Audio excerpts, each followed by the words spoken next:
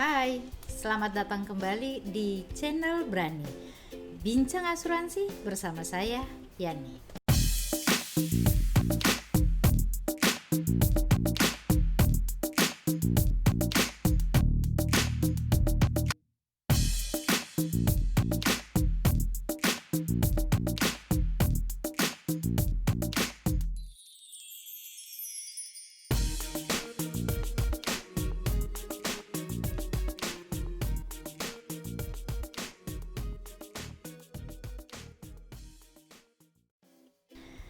Masih ingat dengan 5 pertimbangan dalam membuat rencana waris? Ada modal, cost, tax, liquidity dan solvency, dan yang terakhir adalah legal, peraturan. Kamu juga masih ingat kan? Kelima pertimbangan ini ditujukan untuk supaya kamu bisa memilih instrumen yang bisa kamu gunakan untuk membentuk harta waris. Modal dan cost sudah kita bicarakan pada episode-episode sebelumnya. Dan pada episode kali ini kita akan membicarakan mengenai tax. Berapa pajak atau pajak apa saja yang dikenakan ketika harta waris yang kamu tinggalkan berpindah tangan ke ahli waris kamu? Kita ambil contoh. Kamu akan mewariskan rumah senilai 2 miliar rupiah. Saat kamu meninggal dan rumah tersebut akan beralih kepemilikan kepada ahli waris kamu, maka ahli waris kamu harus membayar pajak. Pajak apa yang akan dibayarkan adalah pajak dalam bentuk BPHTB atau Bea Perolehan Hak Atas Tanah dan Bangunan yang jumlahnya cukup lumayan besar.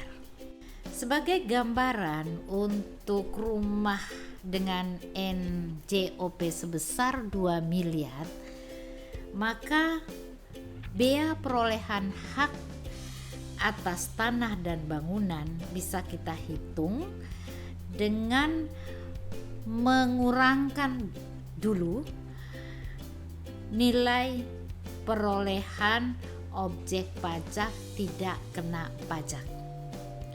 Jadi kalau nilai rumahnya adalah 2 miliar rupiah, maka NPOP TKP adalah sebesar 400 juta.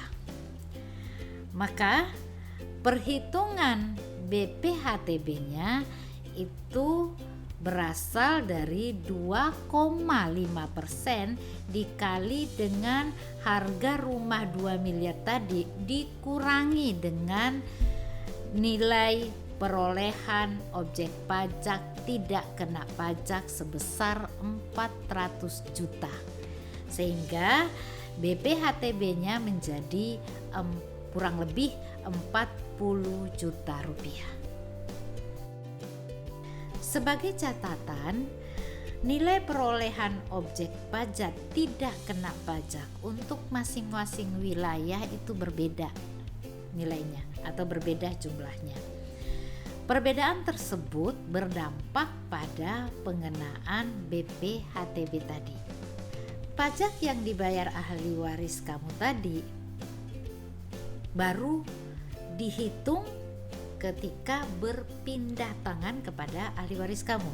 Nah, kalau dia ahli waris kamu kemudian menjualnya lagi, maka ahli waris kamu akan dikenakan lagi pajak penghasilan dan pajak untuk jual beli.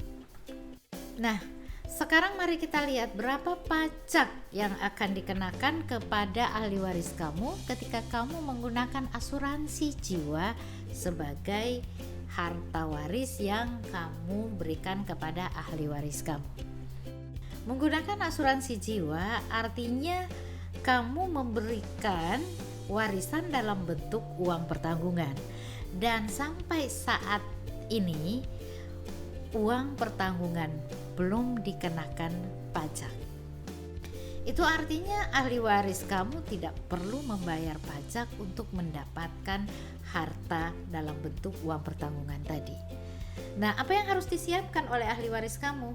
Cukup menyiapkan kartu tanda pengenal atau KTP-nya, kemudian KK-nya, setelah itu polisnya sendiri atau perjanjian asuransinya, dan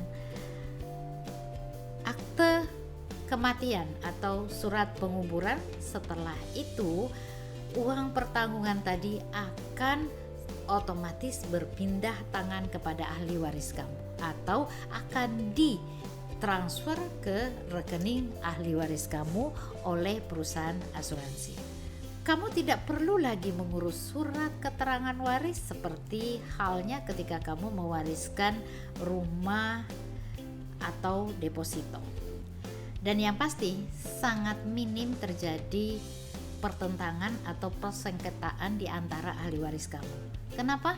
Karena bagian masing-masing ahli waris kamu sudah tertera di dalam polis. Jadi sekarang kamu silahkan memilih apakah kamu menggunakan asuransi jiwa atau jenis instrumen investasi yang lain untuk menciptakan warisan buat ahli waris kamu. Semua terserah pada kamu. Simplify your life with life insurance. Sampai jumpa.